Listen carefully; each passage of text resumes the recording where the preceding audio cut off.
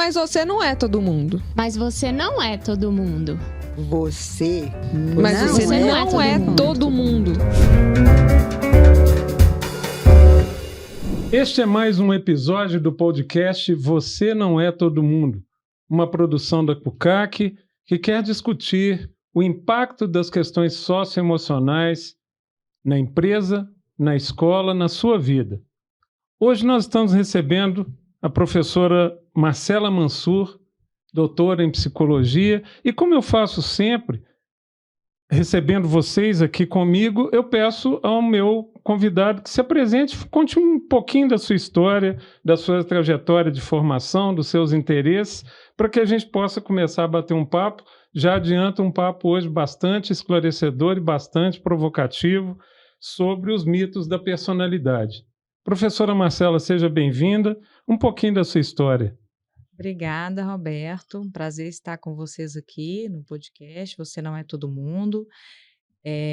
Vou contar um pouquinho da minha trajetória para vocês. Eu sou formada em psicologia, depois eu fiz mestrado em psicologia também, mas mais focada para a área de desenvolvimento humano.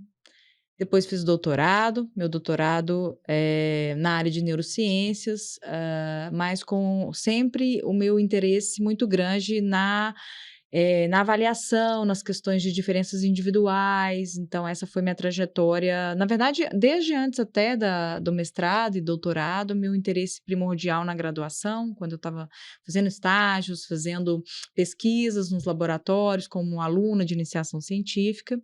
E sempre segui na minha vida uma trajetória acadêmica. Eu sou professora, eu sou pesquisadora do curso de psicologia da Universidade Federal de Minas Gerais, sou orientadora de mestrado e doutorado do programa de pós-graduação em psicologia, cognição e comportamento, também da universidade. Já fui coordenadora deste programa e sou coordenadora de um laboratório de pesquisa lá dentro, que é o Laboratório de Avaliação e Intervenção na Saúde, o LAVES, né? E eu tenho pesquisado, assim, dentre outras coisas, meus interesses de pesquisa estão associados às questões relativas à personalidade, ao desenvolvimento dos aspectos socioemocionais ou socioafetivos do funcionamento psicológico humano e a relação desses aspectos a vários desfechos de vida. Os principais, normalmente, nas minhas pesquisas hoje, saúde e educação. Ótimo. Marcela, recentemente você tem falado em palestras e outras intervenções sobre os mitos da personalidade. A palavra mito é uma palavra complexa, sobretudo nesses últimos anos, né? Porque ela remete a fake news, remete a um monte de coisas que estão assolando, especialmente as redes sociais, né? Eu queria que você começasse falando disso. Por que a proposta de falar em desvendar mitos da personalidade? Tá bom. Essa realmente é uma pergunta bem provocadora, né? Eu digo a gente, né? Uma equipe, porque o meu trabalho é um trabalho que fundamentalmente está baseado em um trabalho de equipe, então eu trabalho com colegas, parceiros de pesquisa, trabalho com alunos e alunas de graduação e de pós-graduação.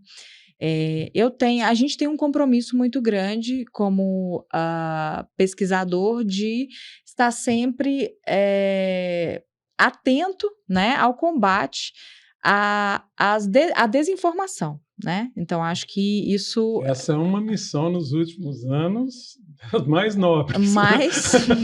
Mais nobres, mas também mais desafiadoras, né? E a gente tem, então, esse compromisso. Nós tentamos fazer, parte do nosso trabalho, melhorar a nossa comunicação com a ponta, né? Ou seja, profissionais que estão atuando lá, né? Cotidianamente com as pessoas, né? Tem um contato direto, porque a gente tem a produção de conhecimento, que fica ali nas universidades, no centro de pesquisa, e a gente tem a ponta, que é quem usa ou consome esse conhecimento para, né, fazer ali o seu trabalho, a sua prática, né? No caso aí, a gente está falando de prática em psicologia, né? Nos comunicar melhor com a sociedade, de uma maneira geral, né? Isso é muito importante. parte do trabalho de um pesquisador, no meu entendimento, é tornar a informação, conhecimento que a gente produz acessível para a população geral, né? A gente precisa se comunicar com as pessoas para elas entenderem um pouquinho melhor o que é a ciência, o que a gente faz, né? Por que o conhecimento científico é importante e a relação que a ciência tem na nossa vida, né? Assim, tudo o que a gente faz tem um pouquinho de ciência ali por trás, né?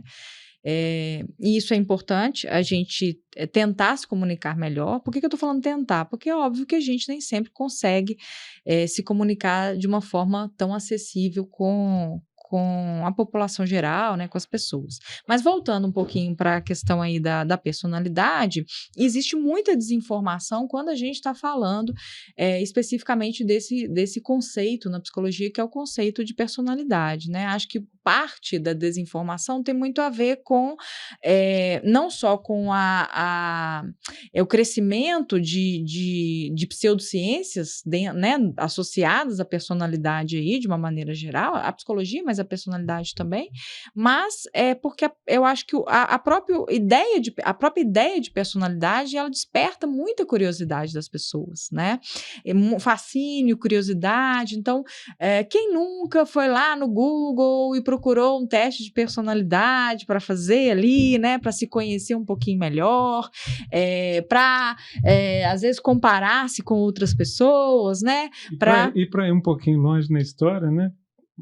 As revistas que traziam testes muito superficiais de personalidade, né? Como aquelas revistas que hoje já não existem, pelo menos eu acho que não existem mais, né? Que era um teste de 5 perguntas e te dava... já era um prenúncio do que ia acontecer, mas numa escala muito menor, né? Sim, então isso, né, algumas décadas atrás, a gente está falando disso aí, né, Roberto? De algumas décadas atrás, eu também já acessei esse tipo de material, né, já fiz essas coisas também, né, na adolescência ali, a gente consumia muito essas informações. Tinha isso, né, então a gente tinha aquele curiosidade, assim, de fazer, responder, e parecia meio mágico, né?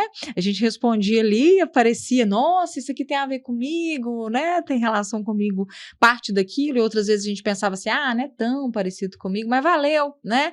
Fiz ali e tal. Então, assim, acho que esse fascínio e essa curiosidade não é uma coisa ruim, né? Eu acho que, inclusive, aproxima as pessoas de algo que é muito complexo do ponto de vista técnico, né? Que é o conceito de personalidade. Tem uma certa utilidade, né? Sim, tem uma utilidade, né? Facilita a comunicação, né? Com as pessoas. Então, uma vez que ela já tem curiosidade, é mais fácil a gente se comunicar sobre aquilo, né? Já tem um interesse ali. O problema é que do lugar onde surge a cura, também surge o veneno, né? Então, a gente tem ali um perigo eu digo perigo, mas não no sentido muito trágico do termo, mas a gente corre-se o risco de que esses conceitos sejam mal compreendidos ou usados de uma maneira muito superficial, uma maneira que às vezes pode trazer mais prejuízo do que benefício para quem está consumindo aquela informação, né?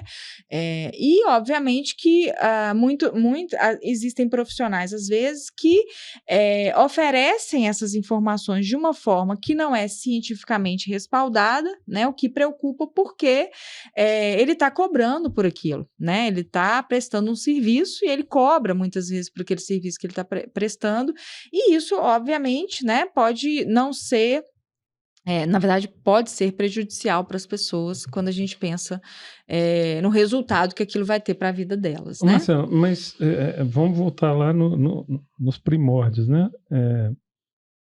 Acho que as pessoas têm dúvidas sobre o que é personalidade. Uhum. Né? O que a gente... a gente até seria curioso fazer uma pesquisa, sair na rua e perguntar o que é personalidade, né? Buscando exatamente esclarecer isso. Como é que seria uma definição simples que o nosso público poderia entender como sendo personalidade? Essa também é uma pergunta difícil, porque é tentar simplificar. Mas, em linhas gerais, quando a gente pensa em personalidade, a gente pensa em algo do nosso funcionamento psicológico que envolve padrões comportamentais ou comportamento, pensamentos, cognições, né, e emoções, que caracterizam a nossa forma de ser, nossa forma de interagir com o mundo, né, nossa forma de nos perceber e de perceber o mundo e se adaptar ao mundo e responder ao mundo que nos rodeia, né? E aí eu destaco aí uma questão importante quando a gente pensa em personalidade, que a gente está falando de algo que tende a ser estável. Então, o nosso jeito de ser, vou simplificar assim, é um jeito de ser, o nosso jeito de ser, ele é algo que tende à estabilidade, né? A gente não muda todo dia, a gente não acorda todo dia com uma personalidade diferente. A gente tem uma forma usual, padrão, recorrente, de responder às situações, de pensar sobre as coisas, de significar as coisas, de sentir, né, e de afetivamente responder também, né, às coisas que nos acontecem, a forma como a gente se relaciona com as pessoas, com as coisas, né? Então, existe...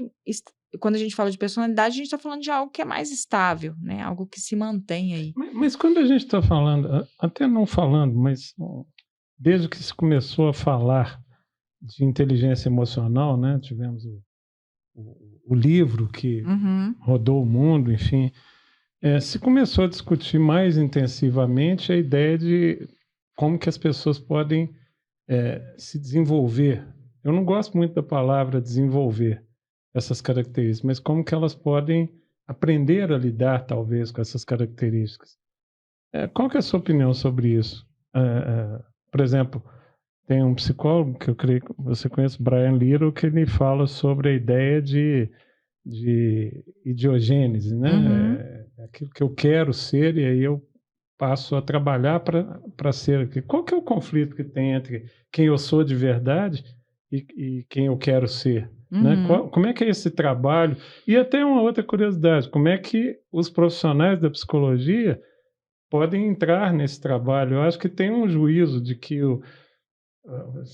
acredito que se perguntar assim, para a população em geral, eles vão entender que profissional de psicologia é o cara que fica no consultório, já ouvi, é o cara que trata de maluco, né? Existe uma marca, né? Se a pessoa está fazendo algum tipo de terapia, ela está necessariamente com algum tipo de problema. As pessoas têm... Acho que eu já estou falando talvez de alguns mitos, né? Mas como é que é isso? Hoje, nesse momento que inclusive é bem complexo das redes sociais, como é que é aprender a ser, né? Aliás, está lá nos fundamentos da moderna educação, saber ser, ou aprender. Como é que é isso? Como é que isso se dá no processo de desenvolvimento? Eu acho que você fez muitas perguntas aí. Eu quero ficar no campo dessa... É possível... Vamos simplificar, você tem razão, para o nosso ouvinte. Dá para mudar? Acho que essa é a curiosidade de todo mundo. As pessoas podem mudar, porque você diz, a gente tende a ser estável, né? Mas dá para mudar? E se dá... Como é que essa mudança acontece? Eu acho assim, Roberto, que o que a ciência hoje da personalidade tem mostrado para a gente em termos de dados, de produção empírica, né? Assim, ou seja, produzido informações para nos dizer, para tentar nos responder essa pergunta, né? Primeiro, a sua pergunta que parece simples, mas na verdade é extremamente complexa, que é o seguinte, quando eu falei que a personalidade é estável, né? Primeiro que falar que é estável não implica que algo não possa estar sujeito a alguma mudança, a alguma flutuação, né? Mesmo as nossas características mais estáveis, elas, em função de situações específicas, contextos específicos, elas podem se adequar, né? E aí eu posso te dar um exemplo, talvez para facilitar para as pessoas entenderem. Tem uma parte da nossa personalidade que é muito estável. Muitos estudos já mais de 50 anos de produção científica apontam para essa estabilidade, que é o que a gente chama de traços de personalidade. Esses traços, que a gente simplifica em 5, né, assim, para facilitar a compreensão das pessoas, que popularmente conhecido como Big Five, né, esses 5 traços mais amplos da nossa personalidade, eles nos acompanham desde o início da nossa vida. Eles estão lá de uma forma um pouco mais simples no início do desenvolvimento e vão se complexificando à medida que a gente se desenvolve, mas eles estão lá, esses 5 traços, né? Essa parte da nossa personalidade, ela tende a ser mais estável. Então, os traços de personalidade, eles tendem a ser muito estáveis. E mesmo esses traços estão sujeitos a mudança. Então, vou dar um exemplo para você. A gente tem um traço que é conhecido como extroversão, né? Pessoas extrovertidas são pessoas mais gregárias, ou seja, gostam de socializar, de estar com pessoas, são também mais, têm mais vitalidade, ou seja, mais energia, são pessoas que vivenciam mais intensamente emoções positivas, têm um nível de uma tolerância muito grande, por exemplo, à estimulação, gostam de se manter estimuladas, né? Essas pessoas tendem a ser assim. Então, pessoas extrovertidas são pessoas que são assim em múltiplos contextos, né? Por isso, inclusive, são caracterizadas como tal, né? Agora, mesmo essas pessoas extrovertidas, em determinadas situações específicas, até de forma adaptativa, elas conseguem fazer uma leitura de ambiente e adequar o seu comportamento, a sua resposta ali, né, para o que o ambiente está demandando. Isso é extremamente positivo, isso é adaptativo, isso é funcional, né? Pode ser aprendido. E pode ser aprendido. A gente pode desenvolver estratégias para, por exemplo, melhorar a nossa leitura de ambiente ou, né, modular um pouco a nossa resposta. Até para te dar um elemento, aqui, ó, a gente vai pegando esses elementos para tornar a discussão mais interessante. Há um estudo que nós, inclusive, usamos com uma empresa, a Nissan, e a gente precisou fazer um estudo sobre vendedores focados no cliente. E aí fizemos uma revisão bibliográfica importante sobre... E citando especificamente a extroversão, um desses estudos dizia o seguinte: a ideia de que um vendedor tem que ser extrovertido é uma ideia errada. Porque nas pesquisas que foram feitas mostraram o seguinte: quando um vendedor extremamente extrovertido não fazia, eu gostei do termo, né, que não é dito isso dessa forma, não fazia a correta leitura do ambiente, no caso do comprador. Ele é lido pelo comprador como um enganador. Né?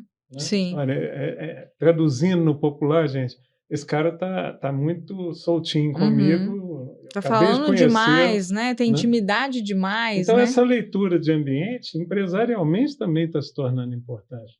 É a pessoa saber o momento de se colocar com as suas características. Mas aí eu já aproveito para perguntar. Na extroversão, isso é bem explícito.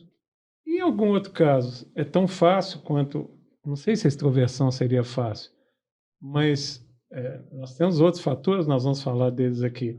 Também é fácil para a pessoa? Tem algum que é mais difícil de aprender?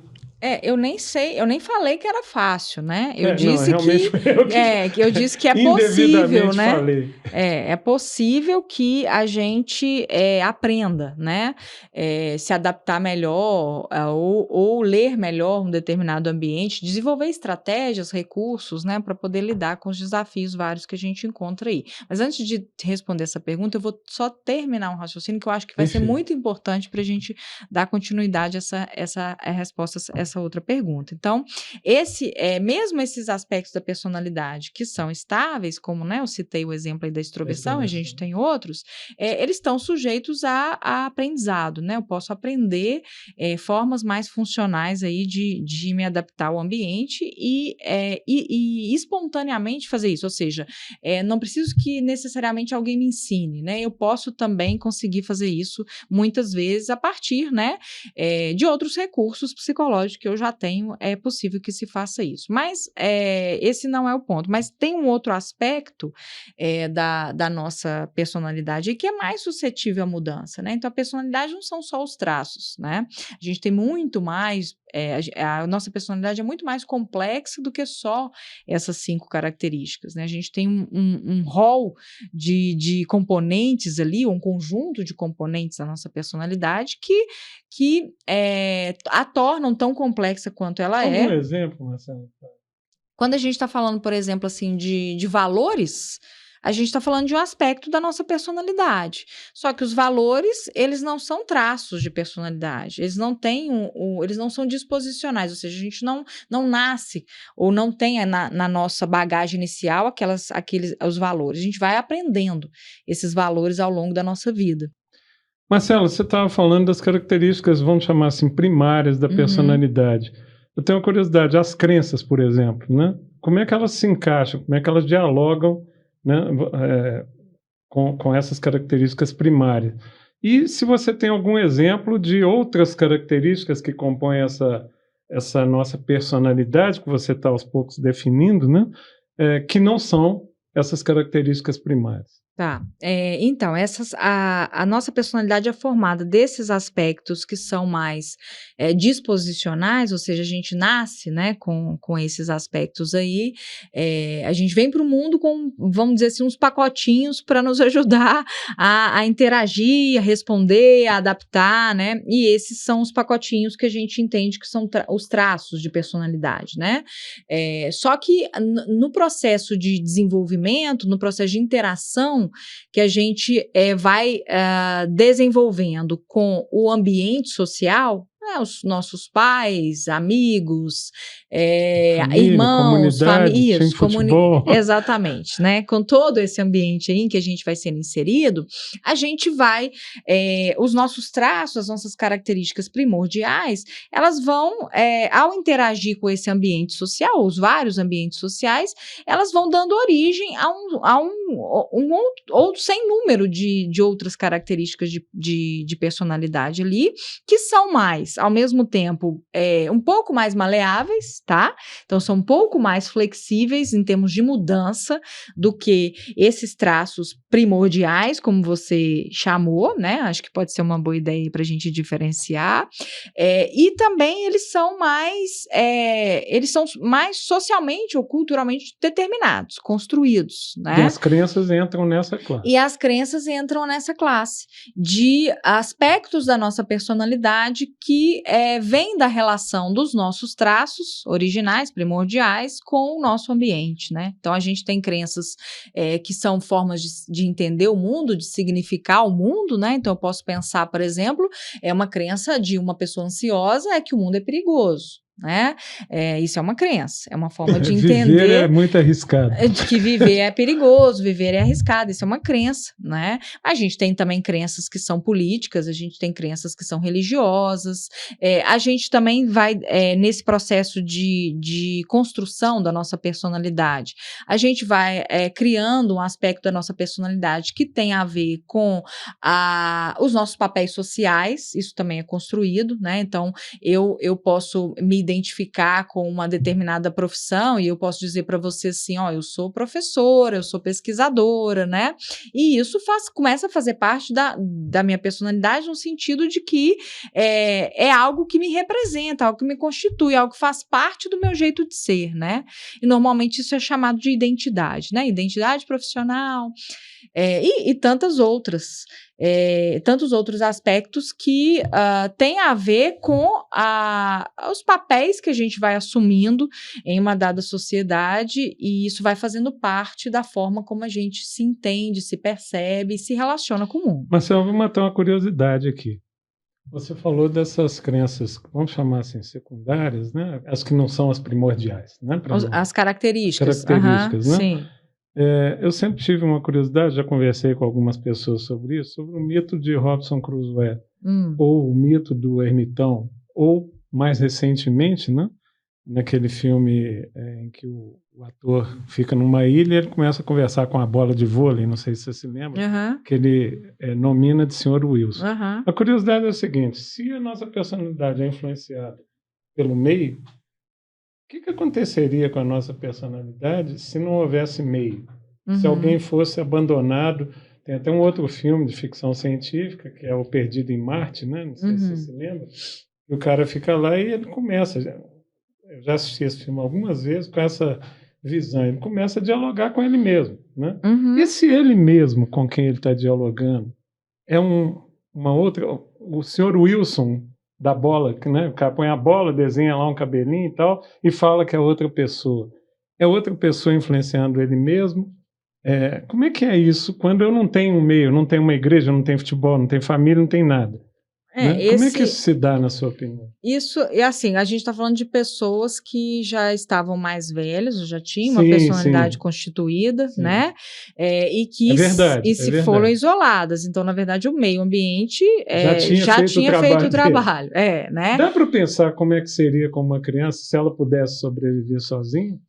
As nossas necessidades, além de necessidades básicas de sobrevivência, que é, né, assim, proteção e alimentação, né, e etc., assim, essas necessidades fundamentais, a gente também tem necessidades psicológicas fundamentais, né, a gente precisa de cuidado, a gente precisa de afeto, a gente precisa sentir que a gente pertence.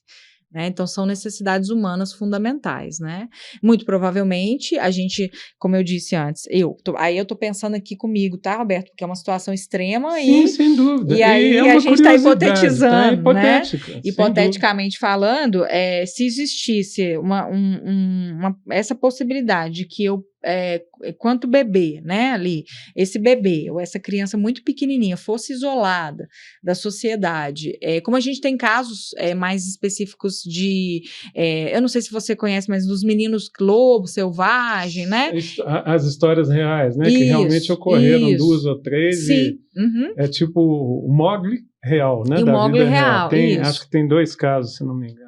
Tem 2 casos que são muito conhecidos, né, que são pessoas que foram privadas do contato social, e por isso a análise que os pesquisadores que acompanharam, né, esses indivíduos fazem é uma análise mais voltada para o desenvolvimento da linguagem, né, o foco é basicamente... Ótimo você ter dito isso, eu tenho perguntas sobre isso. O desenvolvimento da linguagem, mas com relação à personalidade, a gente vê uma pobreza afetiva, né? Porque a complexidade do que a gente tem a ver em parte, com os contatos que a gente tem, as relações que a gente estabelece. A personalidade é um ente social, digamos assim.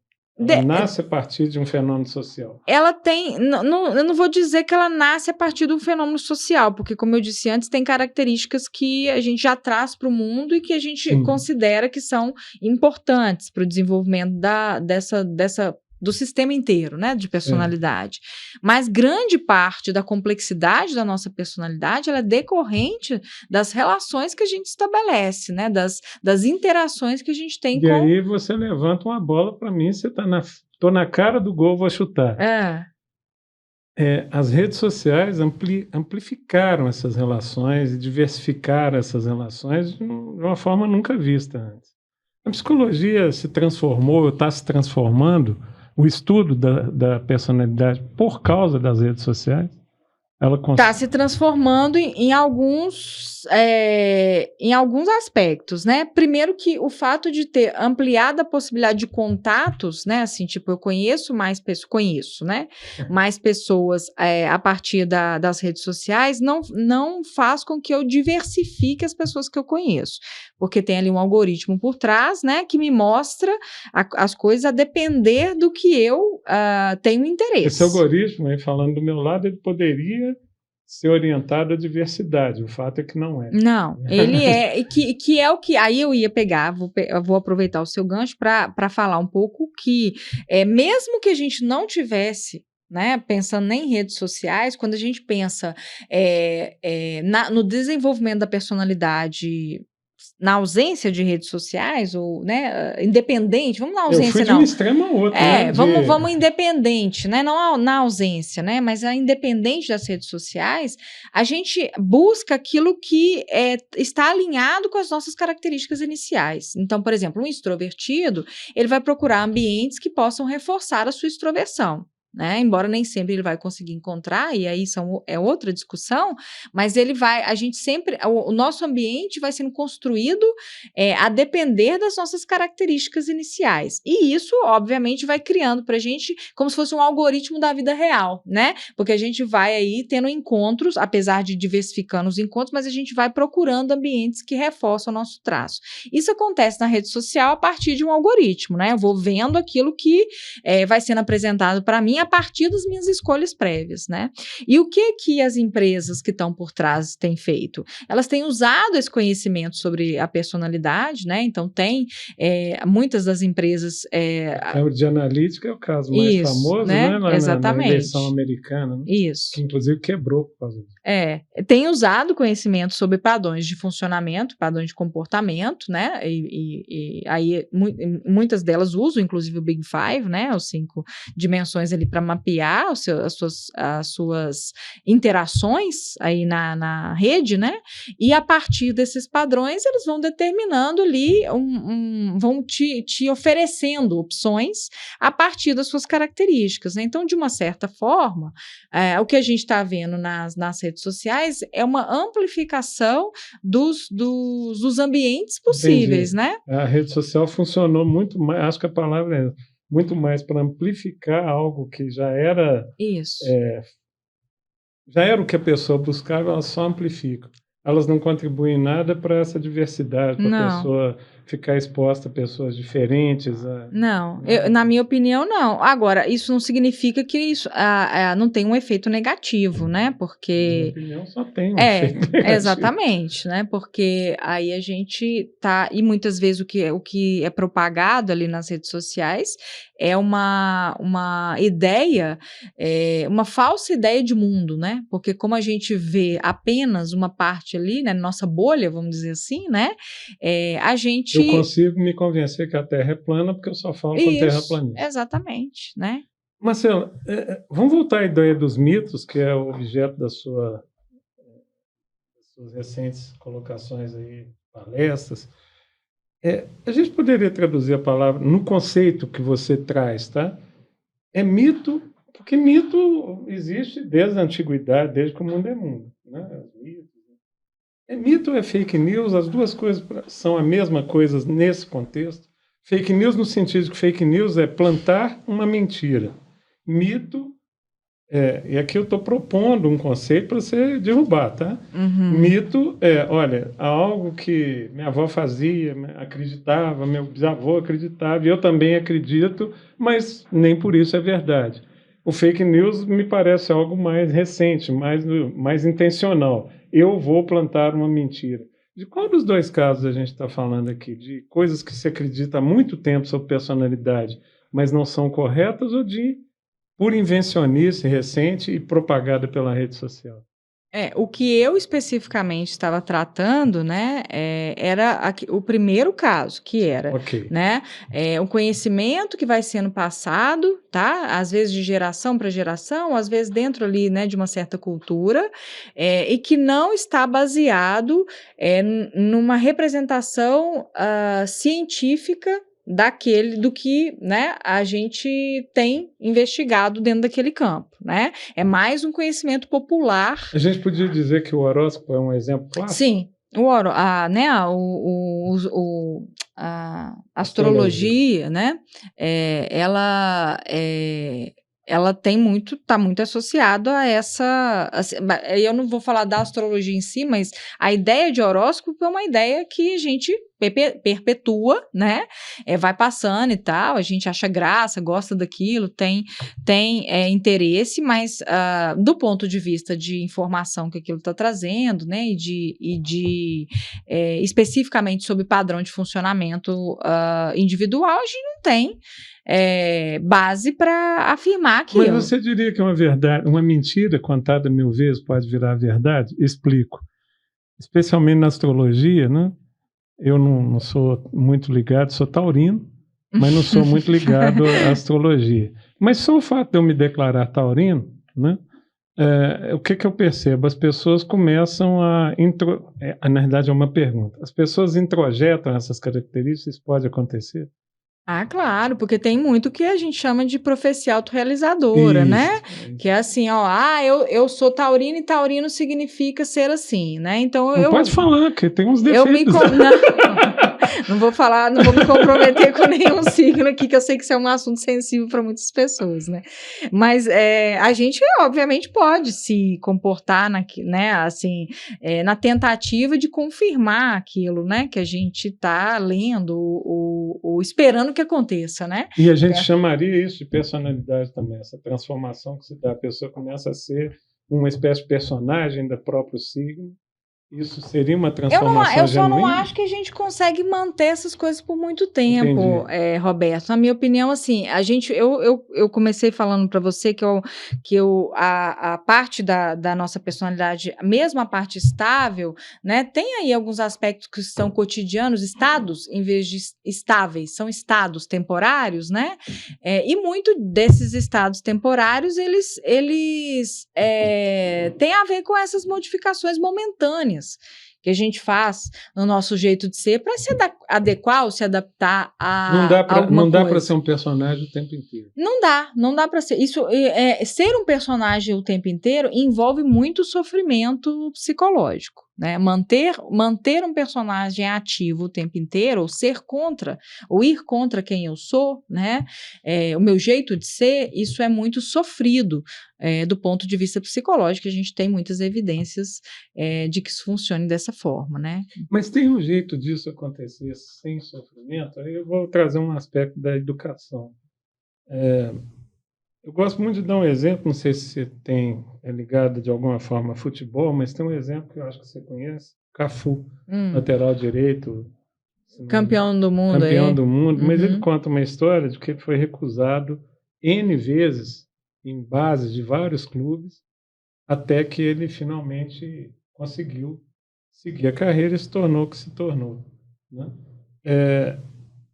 Se a gente chamar isso de um projeto de vida, né? Ou a dimensão lá diogênica do Brian Lee, eu quero ser jogador, ele direcionou toda a energia dele para aquilo, né? Eu conheço, até pelo trabalho que a gente faz, alguns casos de jogadores, e os clubes perdem muito dinheiro com isso, porque o jogador não tem capacidade de se expor em público. Ele é um excelente jogador se ninguém estiver vendo, ninguém importante estiver vendo ele jogar. A partir do momento que dizem para ele, ó, tem um olheiro ali, ele já não joga mais. Se ele for vaiado, ele já não joga mais. Você diz que há um sofrimento envolvido, isso constatado. Mas dá para fazer eu quero ser jogador de futebol, então eu vou conscientemente buscar ajuda, trabalhar essas características que são mais importantes para um jogador de futebol, por exemplo, a capacidade de estar em público, de fazer um gol contra e não, né? Dá para fazer sem sofrimento ou envolve necessariamente sofrimento ou um gasto excessivo de energia? Eu vou tentar responder aqui, mas acho que tem alguns pontos aí que eu não sei se ficaram totalmente claros para mim, né?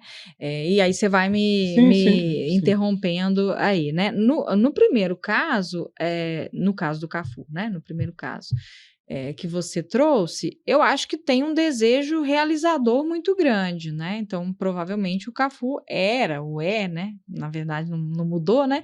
Provavelmente, é uma pessoa muito realizadora. Então, apesar de receber negativas, né, ele segue tentando, porque isso faz parte do jeito de ser dele. Ele é realizador, ele quer realizar, né? E isso, as negativas aí podem me frustrar, podem momentaneamente me desanimar, porque, né, claro, né, ninguém vai de ferro ali conseguindo, né, se manter, mas ele vai persistindo, porque aí também estou especulando, não fiz uma análise do perfil de personalidade do Cafu, mas me parece ser alguém muito realizador, né? E pessoas realizadoras ou pessoas muito conscienciosas, né? Tem essa motivação para realização, motivação para disciplina, empenho, né? Tudo isso que favorece com que ela chegue ali onde ela quer chegar. Ou seja, né? até para poder investir não na transformação, mas nesse projeto de vida, uma característica que é sua desde o nascimento, ela pode favorecer ou impedir. Simplesmente você vai desistir no primeiro tropeço que você tiver. Qualquer pessoa, assim, na minha opinião, qualquer pessoa pode chegar a realizar múltiplas coisas, tá? Mas algumas dessas pessoas vão ter características de personalidade, porque a gente só está falando de personalidade aqui, a gente não está falando de outras características, ou mesmo de oportunidades, porque muitas pessoas têm características e não têm oportunidades, né? Mas eu tô falando de pessoas que têm essas características, elas vão muito provavelmente ter maior probabilidade de alcançar um determinado lugar, se dada a ela as condições e oportunidades adequadas, né? Mas é muito importante o que você disse primeiro, né? Porque não sei até se isso não seria um dos mitos. Quando você diz qualquer pessoa pode realizar, não existe uma espécie de carimbo que eu bato na testa de alguém e falo, é impossível para você realizar isso. Eu estou me referindo de novo no campo da personalidade. Mas aí eu acho que é importante a gente fazer um parêntese só para explicar que é possível que as pessoas realizem muitas coisas ou tenham desfechos, alcancem o que elas pretendiam alcançar e em várias áreas da vida, né? E é claro que algumas características características individuais, né? Elas vão me favorecer a isso, mas não dá para confundir ou colocar na pessoa uma responsabilização excessiva por ela não ter conseguido. Então, jogar nela como se fosse a culpa por ela não ter conseguido. Por quê? As pessoas não têm oportunidades iguais, né, para realizar. Sim, aí é um fenômeno social, isso, político. Exatamente. As pessoas não vão ter oportunidades iguais. E isso é algo muito importante de ser considerado quando a gente analisa um desfecho qualquer, né? Duas pessoas com as mesmas características que têm oportunidades diferentes, né? É claro que as oportunidades vão fazer muita diferença onde ela vai chegar aí no final, né? Eu acho que é muito importante deixar isso claro. Especialmente no Brasil, né? Especialmente um país essencialmente desigual, né? Como o Brasil, né? Então a gente está falando de... Acho que você toca num ponto importante, porque isso é um dos mitos, né? A leniência, olha, a pessoa é pobre ou não teve sucesso porque ela é preguiçosa, não é porque ela não teve oportunidade, né? Como eu trabalhei muitos anos, né, em regiões de risco e a gente via isso claramente. Você tinha tanto aquele adolescente que aliás, alguns que eu me lembro aqui de cabeça, que dada a oportunidade ele foi, e o outro que dada a oportunidade ele não foi, né? E aí assim, ele estava na mesma condição, recebendo as mesmas oportunidades ali na região onde a gente trabalhava, porque nós estávamos ali para tentar oferecer, e aí a gente consegue ver as diferenças. Em outras palavras, não adianta também só dar oportunidade, porque essa pessoa não tem os meios, não tem o potencial para fazer, fica muito mais difícil para ela. Se ele não é o Cafu, ele não vai persistir, né? Se ele não tem aquela característica de persistência, eu estou correto? Se para a gente analisar um desfecho, assim, eu não gosto muito de simplificar às vezes as coisas, porque é importante. Às vezes parece que é muito simples, né? Juntar esses elementos e desconsiderar outros fatores, né? Então a gente tem múltiplos fatores sociais que, por exemplo, poderia impedir uma pessoa de acessar, de chegar a alguns lugares. Mas, no geral, a gente pensa que para alcançar algo, eu preciso de motivo. Motivo quer dizer algo individual e oportunidade, né? Então, as duas coisas precisam estar casadas. Motivo e oportunidade. Isso, né? Para eu chegar no lugar. Quem tem as duas coisas, muito provavelmente vai chegar mais rápido, mais cedo, né? Com menos dificuldades naquele lugar. Quem tem uma das duas vai ter mais dificuldade, vai ser mais, talvez, sofrido, né? Mas também é difícil a gente dizer assim, a pessoa não vai chegar, né? Em um determinado ponto ali. A gente pode prever algumas possibilidades. Marcela, recentemente eu tive acesso, li 1 ou 2 artigos, se não me engano, da Universidade do Porto, que falava sobre as características primárias, né, que eu estou chamando aqui de primárias, dentre as quais a extroversão, você citou já a conscienciosidade, e e um mapeamento cerebral, ou seja, que parecia haver, eu não diria que o estudo é nem de longe conclusivo, mas parecia haver uma relação de certas áreas estimuladas do cérebro com algumas dessas características. O estudo era especificamente sobre o Big Five. Você tem alguma notícia disso? Alguma coisa que está muito no início, essa pesquisa? E a pergunta tem base tecnológica, tá? É a preocupação que a gente tem com empresas que estão fazendo os mecanismos de conexão cérebro-máquina, né? E se eu posso fazer esses mecanismos e, de alguma forma, estimular regiões do cérebro até o ponto de mudar a personalidade de alguém, mudar esses traços de alguém. Tem algo de sério nisso, nesse momento? De mudança de traço com estimulação cerebral, eu realmente desconheço, tá? Talvez algo muito incipiente, mas existem estudos que tentam associar determinadas regiões, né? Cerebrais ou sistemas, na verdade nem regiões, porque hoje em dia falar de região é muito simples também, porque dá uma ideia de localizacionismo, né? Tem uma região para isso. Na verdade, o cérebro é muito dinâmico, né? Ele é tão complexo quanto a personalidade. Ele funciona em sistema, em rede, né? Então, não são regiões específicas, mas redes específicas ali envolvidas, né? E tem alguns estudos apontando uma relação entre, por exemplo, né? A gente tem um eixo famoso aí, que é um eixo de regulação da liberação de cortisol, que é o eixo HPA, né? Ele tem relação com o funcionamento de ansiedade. Ansiedade é base de neuroticismo, né? Que é uma desses 5 fatores que a gente está conversando aí, os 5 traços de personalidade básicos, né? Primários aí. Então, tem uma relação com as regiões envolvidas na regulação do eixo HPA, né? Pessoas com nível neuroticismo mais alto têm um superfuncionamento do eixo HPA, né? Que é esse eixo de regulação do estresse, né? Liberação de cortisol, que na verdade regula estresse, né?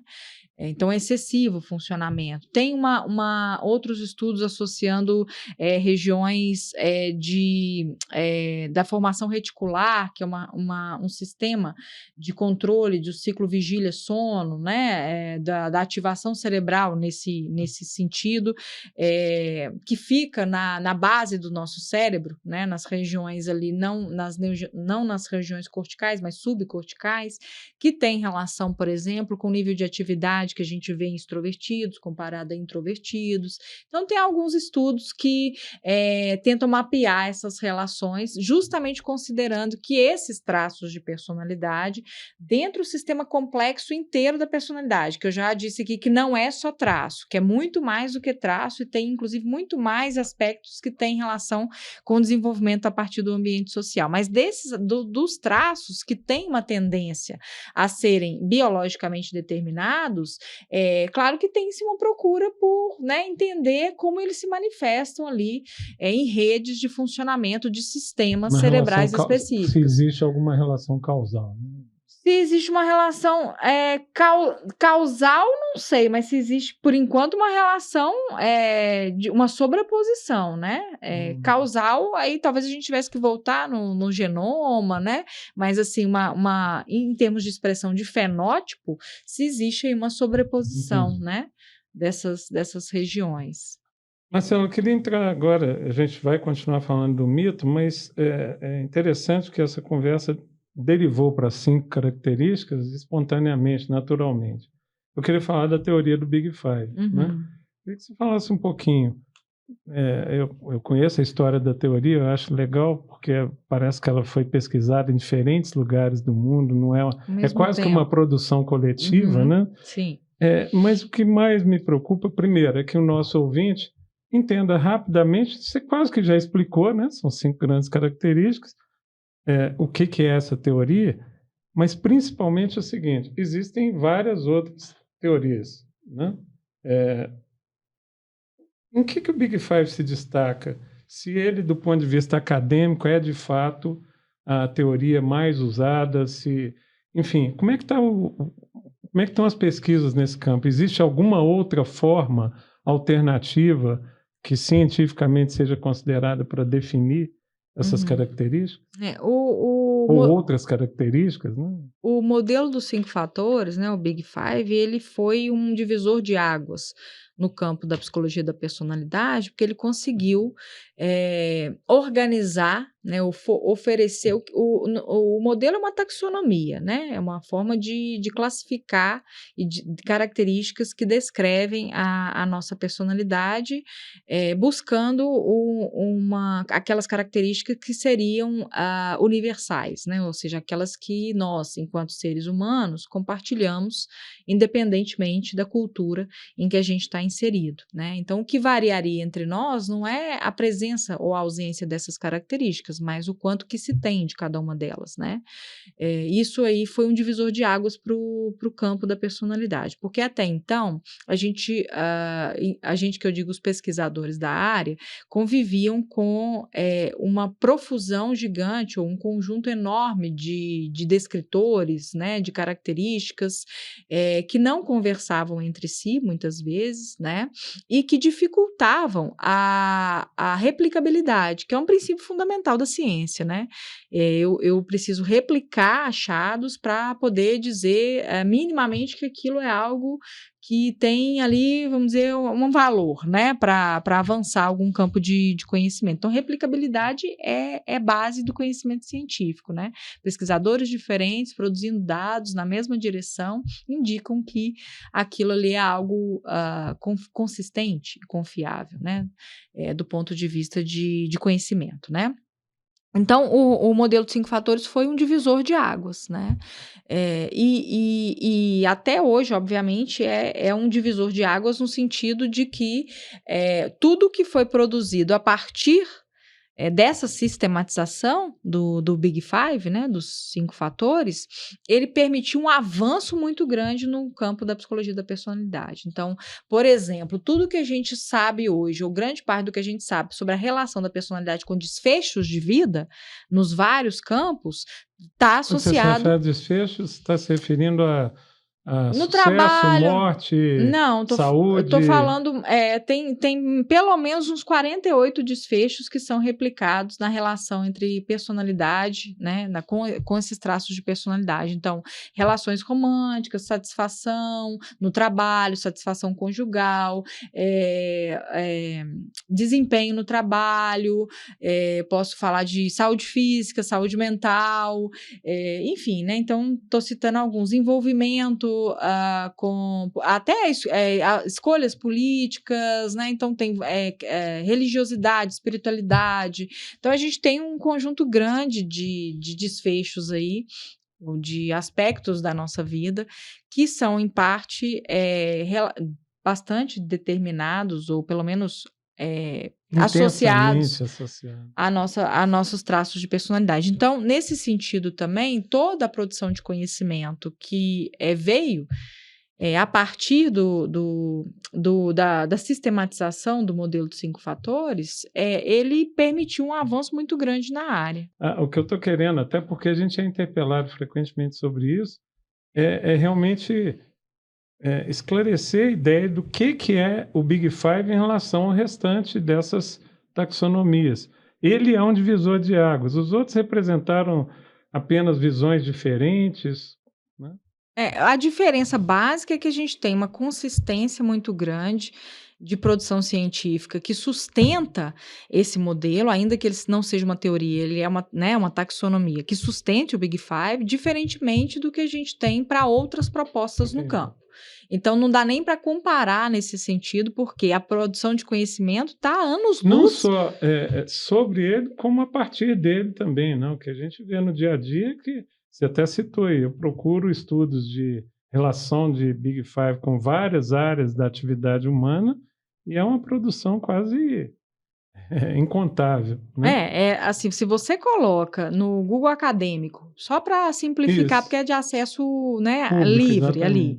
Você coloca no Google Acadêmico Big Five, você combina com várias coisas, ou coloca cada traço individualmente, você vai conseguir uma quantidade de artigos e de citações assim, É muita espantosa, ciência feita em né? Então, é uma produção de conhecimento muito consistente. O que não está presente nos outros campos. Tanto no sentido teórico, né? Aí eu estou dizendo teórico no sentido de conceito, que os conceitos vão avançando, vai refinando, né? E vai se sendo corroborado com estudos, mas do ponto de vista de mensuração também, do ponto de vista de avaliação daquelas dimensões. Então, os instrumentos que são construídos para avaliar essas 5 dimensões são instrumentos que passam por um critério, um rigor científico gigante. Então, quando a gente vai construir um instrumento, Roberto, a gente tem na área, né, uma área específica ali dentro, que é a psicometria, né, que está associada à construção e produção de medida, a gente tem um passo a passo, a gente tem um conjunto de etapas que a gente deve seguir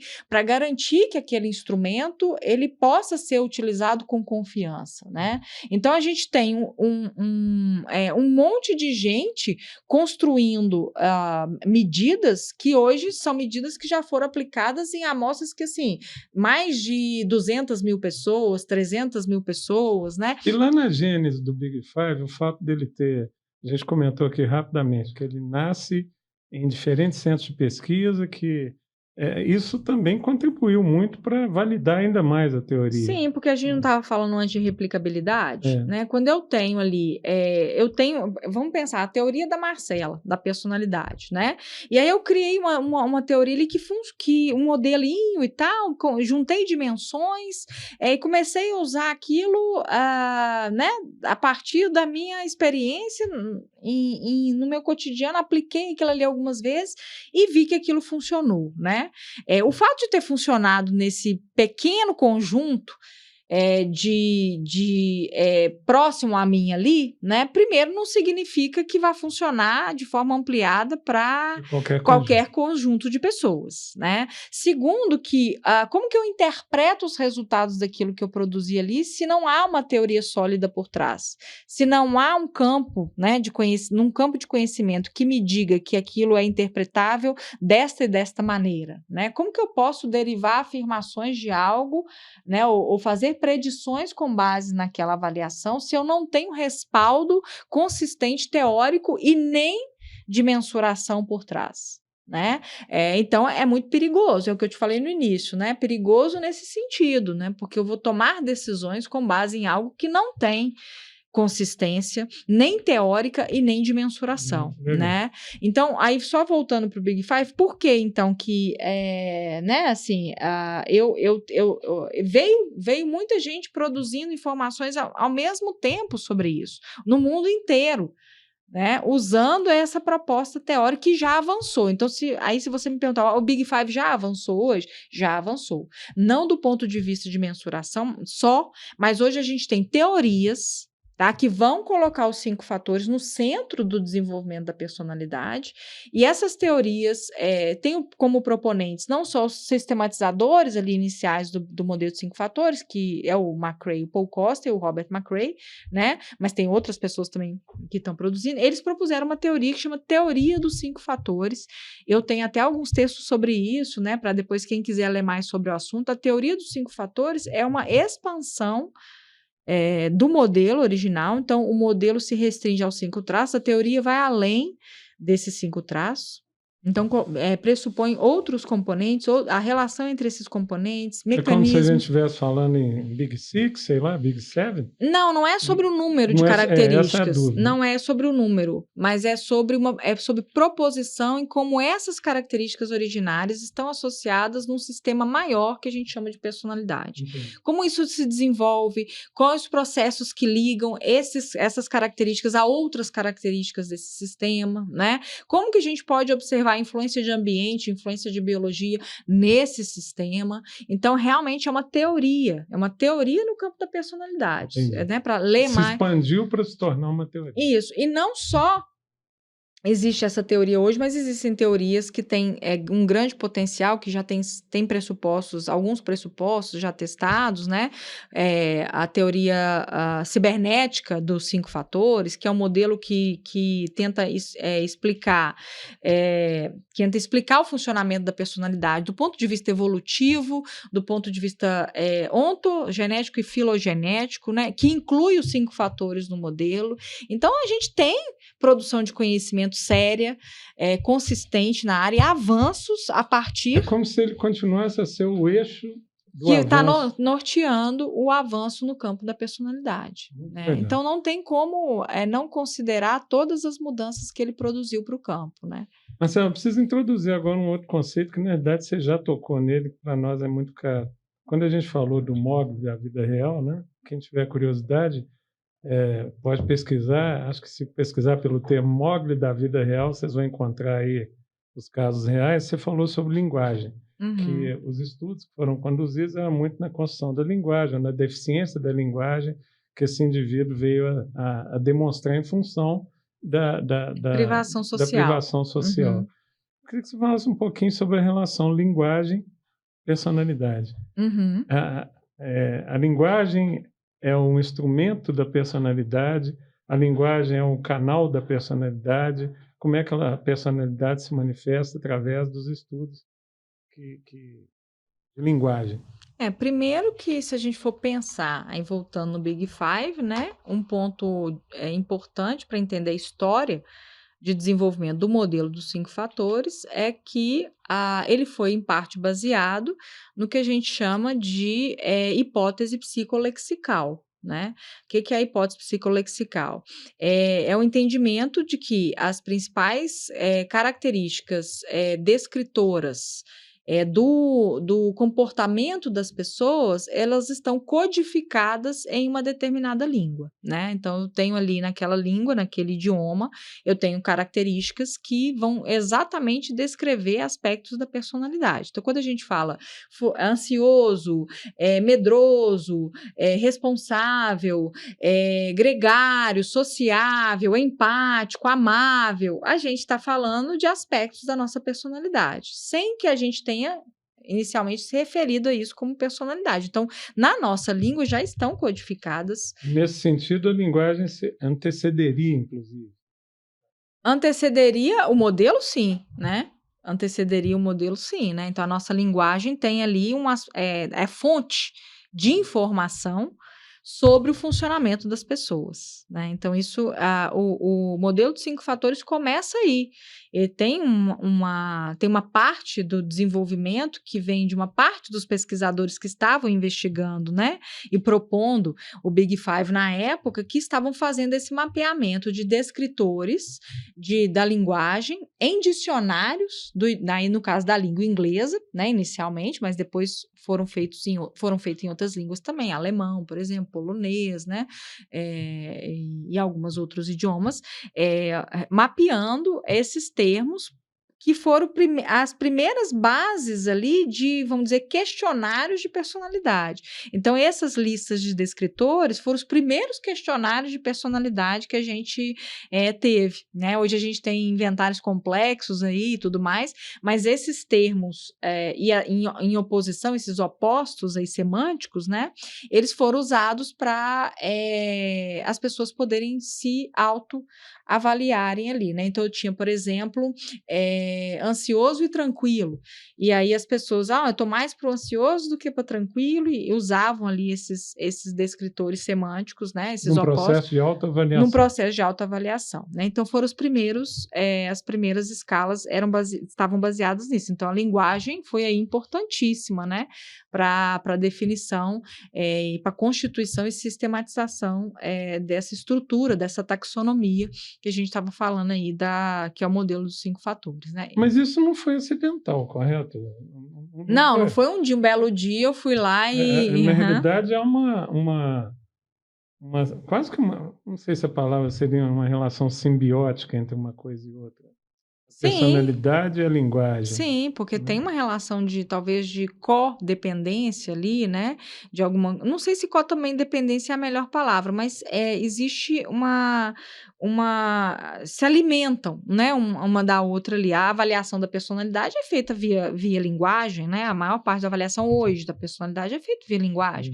Porque quando eu peço para a pessoa responder algum questionário, inventário, um teste de personalidade, ela vai ela vai usar a linguagem dela, não apenas para ler, né, e responder aquilo, mas também para significar, né, aquilo ali e pensar sobre ela, né, e refletir sobre ela. Então, é meio indissociável, né? Acho que é um pouco indissociável as duas coisas. É fundamental isso, e agora eu queria dar mais um passo, porque falando de Big Five, até nós não citamos ainda nominalmente, então deixa eu citar, né? Abertura, conscienciosidade, extroversão, amabilidade e neuroticismo. Eu queria te fazer uma pergunta sobre 2 desses fatores. O primeiro, que talvez seja um dos mitos, você vai me dizer se é ou não, na língua inglesa, inclusive o acrônimo é OCEAN, né? Porque usa-se a palavra neuroticismo, mas existem termos variações desse termo, do termo neuroticismo. Faixa emocional, estabilidade emocional. A ideia de que o neuroticismo é ruim é uma verdade ou um mito? O nome neuroticismo? Não, eu acho que as duas coisas, porque especialmente na língua portuguesa, né? Uma pessoa que nunca tenha visto, estudado a teoria, quando vê a palavra neuroticismo, eu estou te falando de fatos, de pessoas que chegam... Uma pessoa que tem um neuroticismo elevado é louco? Já fizeram essa pergunta para a gente. Então, o que é o neuroticismo do ponto... É mais uma característica tão natural quanto as outras ou é uma espécie de patinho feio dos 5 fatores? Eu estou te fazendo essa pergunta porque é algo que gravita na cabeça das pessoas. Não é uma... Brian Little, por exemplo, se você me permite só para exemplificar, no livro dele ele diz assim, olha, nós talvez não existíssemos como espécie, né? Se não fossem as pessoas que tinham um neuroticismo mais elevado. Sim. E ele brinca com a ideia de, olha, o cara vigiar à noite, né, enquanto os outros dormiam, ele ficava acordado com medo de alguma fera que pudesse dizimar o bando. Né? O que tem de verdade nisso? As pessoas acharem, olha, você tem um neuroticismo elevado, então, amigo, você está fadado a... O que tem de verdade nisso? Não sei se a pergunta primeiro, com relação ao nome, realmente o nome confunde muitas pessoas, né? Talvez se o nome fosse instabilidade emocional ou estabilidade, que seria o seu oposto, né? Semântico aí. A professora Lúlia, que é a nossa mentora pedagógica, ela tem uma clara preferência por estabilidade emocional. Sim, né? Então, o nome é ruim, mas a ideia a característica é uma das características fundamentais, né? Que, inclusive, tem esse aspecto de ter sido selecionado na história evolutiva da espécie por conta de trazer um ganho evolutivo para aquelas pessoas, né? Que tinham ali respostas adequadas a sinais de ameaça, né? Porque o neuroticismo é isso, né? O traço em si se refere à suscetibilidade das pessoas ao estresse, às emoções negativas, né? Então, em linhas gerais, seria isso, mas é um sistema que está associado à nossa resposta a sinais, pistas ambientais de ameaça, né? Para que a gente possa adotar estratégias de proteção, né? Estratégias de defesa. Então, o sistema como um todo, a característica, está envolvida nisso, né? Então, se eu não tenho medo nenhum, se eu não tenho ansiedade nenhuma, eu provavelmente me coloco em situações de mais perigo do que uma pessoa, né, que tem ansiedade, que tem medo, que se preocupa, né? Mas o que acontece? Aí isso vai valer para todas as características, Roberto. O problema são os extremos, né? Tanto de um lado quanto de outro. Assim, a resposta esperada é que eu reaja a sinais de ameaça, mas para uma pessoa com neuroticismo alto, tudo é ameaça. Tudo é motivo para que ela se preocupe. Tudo gera ou desperta nela emoções negativas o tempo inteiro. Né? E por que o neuroticismo ou a instabilidade emocional tem se associado a desfechos? Isso não é mentira, tá? Então, tem uma meta-análise, ou várias meta-análises, e tem uma meta-síntese, tem um estudo muito interessante que é conduzido pelo Christopher Soto, que é um pesquisador da Colby College, né? Uma universidade bastante respeitada aí no que se refere à produção de conhecimento na área de personalidade. Ele fez um estudo de replicabilidade das principais, ele chama The Life Outcomes Personality Replication Project. Então, ele replica a relação dos traços de personalidade com vários desfechos de vida, tá? E o neuroticismo, primeiro que ele consegue replicar 87% das relações. Então, realmente são relações consistentes, são relações fortes, né? Segundo, que o neuroticismo, ele realmente está associado a desfechos, por exemplo, né? Pessoas com neuroticismo mais alto, né? Ou seja, mais suscetíveis, né? Às emoções negativas, ao estresse, à frustração, né? Ou seja, tem baixa tolerância à frustração, são pessoas que têm uma tendência maior a desenvolverem uma série de psicopatologias, né? Isso não significa que ela vá desenvolver, porque lembra, de novo, que tem que ter motivo e oportunidade, né? Muito legal. Então, a gente precisa das duas coisas, mas tem uma tendência maior a desenvolver, né? Psicopatologias. Que tipo de psicopatologias, Marcelo? Transtornos de humor, transtornos ansiosos, transtorno obsessivo-compulsivo, né? Então, tem uma maior probabilidade de desenvolver psicopatologias. Tem também o neuroticismo, o autoneuroticismo está associado a maior insatisfação em vários contextos, maior insatisfação no trabalho, maior insatisfação conjugal, maior insatisfação nos relacionamentos de uma maneira geral, né? Então, assim, realmente a pessoa com um nível de neuroticismo extremamente elevado, e aí eu estou falando realmente do extremo, né? Ela está mais suscetível a desenvolver. Mas você falou que, e eu achei isso muito importante, que não importa o fator, o problema são os extremos. Sim. O oposto, né? Ou seja, uma pessoa com baixíssimo nível de neuroticismo, também tem risco, né? Também tem risco, porque é uma pessoa que não responde adequadamente a sinais de ameaça, né? Então, por exemplo, é uma pessoa que, sei lá, tá tendo um incêndio num determinado lugar e essa pessoa vai ser a última a correr porque ela tá achando que não tem perigo ainda, que não chegou muito perto dela, né? Então, só para dar um exemplo meio extremo assim também, mas não precisa ser tão extremo. Se você pensar, e a gente já discutiu em alguns casos sobre isso, um jogador de futebol, tá? Com um baixíssimo nível de neuroticismo, ele não vai responder bem se o outro time começar a pressionar demais. Ele tende a não... eu não sei sua ligação talvez com o futebol. Ele fique tranquilo demais. Exatamente. Ele, sabe aquele momento em que a torcida quer que todo mundo... responda. Cara, falta 2 minutos para acabar o jogo. É todo mundo dentro da área e ele está lá no meio do campo, tranquilo, sereno, e não responde a essa ameaça. Sim. Então, é só para que quem está nos ouvindo entenda que tanto faz esse incêndio, né?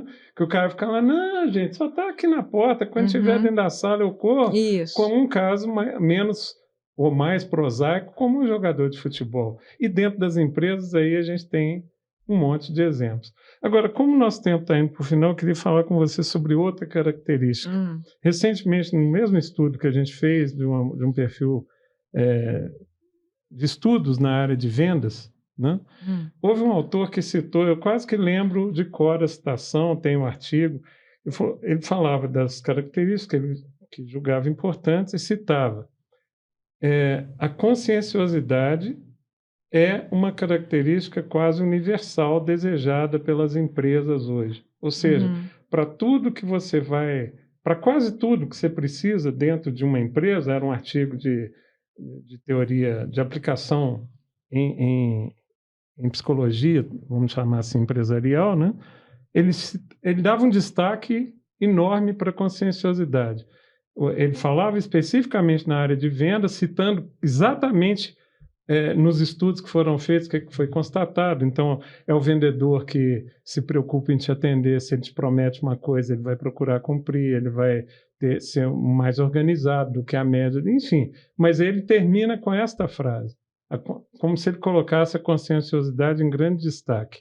Você tem alguma opinião sobre a conscienciosidade ser uma espécie de fator do nosso século, do nosso tempo, até para a transformação da sociedade?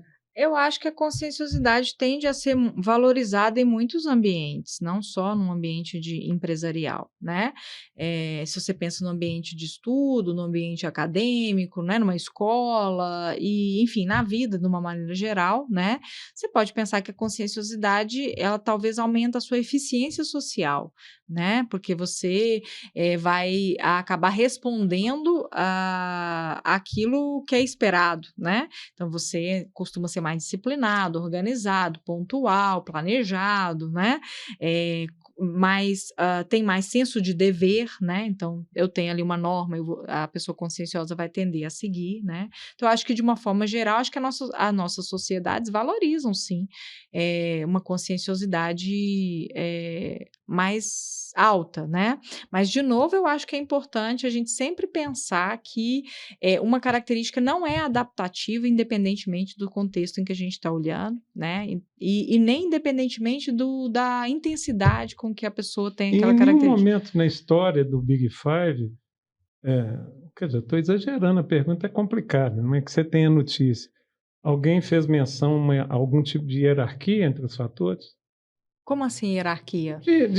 Porque para o leigo... o que é melhor e o que é pior? Exatamente. Não existe não existe o que é melhor e o que é pior, independentemente de contexto, né? Tem alguma coisa que é melhor e o que é pior num determinado contexto. Muito importante. Tá? Ou para um determinado contexto. E isso é muito importante, porque isso faz com que todas as nossas características, né, elas possam ser mais ou menos adaptativas a depender para onde eu estou olhando, né? Para que lugar que eu estou olhando. E, novamente, eu queria só ressaltar, né, para você que eu acho que isso é uma coisa muito importante que eu trabalho muito com os meus alunos, né? Extremos, independente de ser conscienciosidade, um extremo de conscienciosidade é algo que também é disfuncional, né? Porque é uma pessoa extremamente metódica, detalhista, que não consegue flexibilizar nada, é muito rígida, né? É uma pessoa que pode causar problema com o outro, porque tem uma tendência a exagerar demais no que demanda do outro, entendeu? Tem uma dificuldade de lidar com pequenas coisinhas que poderiam sair da regra, sabe? Para poder experienciar uma vida um pouco mais, menos rígida, né? Tem uma tendência à anancastia, assim, tem uma tendência a um certo perfeccionismo. É interessante que no perfil de um vendedor orientado ao cliente, é importante lembrar, o propósito de um vendedor orientado ao cliente é resultado de venda. Uhum. Né? O que esse autor dizia na verdade, o acrônimo que ele forma é O+, né? O vendedor precisa ter abertura, C++, ele diz, olha, quanto maior a conscienciosidade, maior a eficácia dele como vendedor, mais menos, ou seja, se ele for extrovertido demais, ele vai ter, você usou no início aqui da conversa a expressão correta, né? Ele vai ter que ter leitura para não fazer bobagem. Sim. Ele fala de uma amabilidade, e essa talvez seja a mais óbvia de todas, A mais e N menos, né? Neuroticismo mais baixo, né? Mas ele dá muita ênfase à conscienciosidade como forma de estabelecer a relação cliente de confiança, né? Com o cliente. Sim. Né? Porque isso tem a ver até com uma teoria japonesa que a gente acabou por estudar. Marcelo, a gente está caminhando para o final, mas eu vou te dizer que, além de ter sido muito rico para esclarecer vários dos pontos que a gente vem ao longo desses anos, né, ouvindo no nosso dia a dia, as pessoas têm curiosidade, talvez gastasse mais uma conversa. E tem uma provocação que talvez, se você puder, a gente vai te convidar, que é o diálogo da psicologia com a pedagogia, né?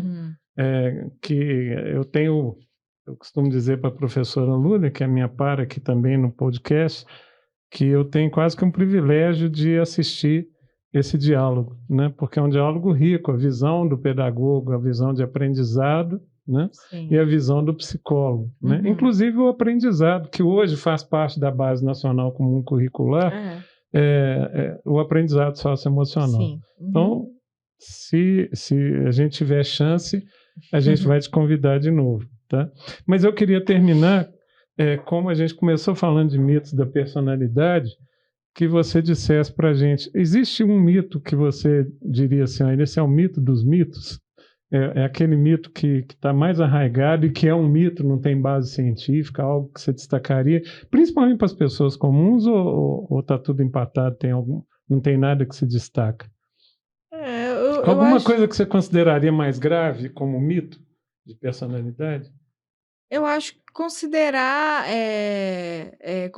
que uma avaliação da personalidade, a gente falou sobre isso no início, né? Feita de uma forma pouco responsável, né? Ou mesmo assim superficial, rápida ali, através de um teste simples, ele vai ser capaz de informar a pessoa realmente sobre quem ela é, né? Então, acho que isso é muito importante, porque pode levar a desdobramentos, consequências um tanto quanto complexas para o indivíduo, né? Para as pessoas que estão se baseando naquelas informações. Então, acho que essa questão da avaliação, do conhecer a personalidade, é algo que tem que estar baseada, na minha opinião, né? E não só numa testagem, em responder a um teste simplesmente, mas uma análise compreensiva, né? De tudo que o indivíduo é e apresenta. Eu fico muito feliz de ouvir isso, Marcelo, porque a gente tem repetido ao longo dos anos como um disclaimer mesmo, um disclaimer legal, tá? Olha, qualquer coisa que a gente faça para te analisar, tá? Vou usar aqui um termo de engenharia, as is, né?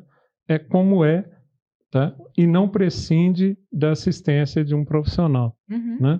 Ou seja, é quase que o chute inicial para que você progrida no processo de autoconhecimento. É claro que o desafio do Brasil, quando a gente fala de um país que, dependendo de como você conte, né? Nas diversas faixas etárias, passa de 60 milhões de estudantes, por exemplo, contra o desafio de Singapura ou outros países que são tão comemorados, mas que têm como população total 5 milhões de habitantes, os desafios são gigantescos. Sim. Mas nunca prescindir do trabalho do profissional, como aquele que vai te orientar de verdade, né? Como no trabalho de autoconhecimento. É o que a gente tem repetido para as escolas e é o motivo da gente ter te convidado, né? Para que a gente possa dar o devido valor a isso. E eu achei muito legal que você tenha terminado com esse mito, né? Olha, uma coisa até você brincou no início, até aquele superficialzinho lá de 5 perguntas, né? Cumpre seu papel desde que você tenha uma visão crítica daquilo, desde que você procure ajuda profissional na sequência daquilo, não é isso? Desde que seja num contexto mais amplo de uma avaliação, né, mais aprofundada, pode ter um valor para a pessoa. Mas sempre buscando essa ajuda. Aliás, em todo campo, né, Marcelo? Nós estamos vivendo na era dos fake news, né? Nada melhor do que procurar. Esse é o papel da universidade, esse é o papel da ciência, e a gente tem que reforçar esse papel. Eu queria te agradecer por ter estado aqui com a gente no nosso podcast, Você Não É Todo Mundo. Dizer para vocês que nos encontram nas redes sociais, divulgue esse trabalho, leve esse trabalho que tem muito mais do que uma conotação comercial, tem uma conotação de levar realmente um pouco de conhecimento sobre esse dia a dia de conhecimento, sobretudo nas escolas e nas empresas, dia a dia da busca do autoconhecimento. A gente recebeu aqui hoje a professora Marcela Mansur, doutora em psicologia, e a gente acho que ajudou a derrubar alguns mitos, Marcelo. E espero que você continue tendo sucesso nesse trabalho de conscientizar as pessoas a respeito deles. Muito obrigado e para você até o nosso próximo encontro. Um grande abraço. Mas você não é todo mundo. Mas você não é todo mundo. Mas você não é todo mundo.